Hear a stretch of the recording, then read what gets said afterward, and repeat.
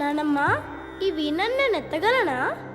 సీతా స్వయంవరంలో ఉన్న శ్రీరాముడికి జనక మహారాజు శివధనుసుని చూపిస్తూ నవ్వుతూ, దీనిని ఎత్తుదామని దేవతలు, యక్షులు, గంధర్వులు, కిన్నెరులు, కిన్పురుషులు ఇలా ఎంతో మంది ప్రయత్నం చేశారు, కానీ ఎత్తినవాడే కనపడలేదు రామా అన్నాడు.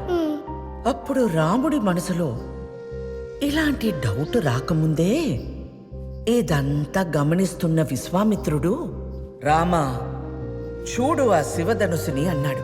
అంతే, రాముడు చూసి, గురువుగారు ఈ ధనుసుని ఎక్కువ పెట్టాలని ఉంది అన్నాడు. విశ్వామిత్రుడు అలాగే కానివ్వు అన్నాడు. అవునా? అంతమంది ఎత్తలేనిది రాముడెలా ఎత్తాడు? అదే, విశ్వామిత్రుడు అంతమంది ఎత్తలేకపోయారు. మనుషువి, నువ్వు ఎత్తగలవా అని ఉంటే రాముడు కూడా ఆగిపోయేవాడేమో. మనుషులకు ఉన్న గొప్ప బలం సంకల్పం.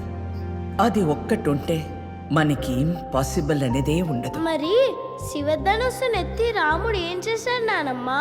రాముడు ఆ ధనుసుని మధ్య భాగాన పట్టుకుని హేళగా పైకెత్తేయడం, వింటి నారి కట్టేయడం, సంధించడం. అంతే. పెళ్ళ పెళ్ళ పెళ్ళ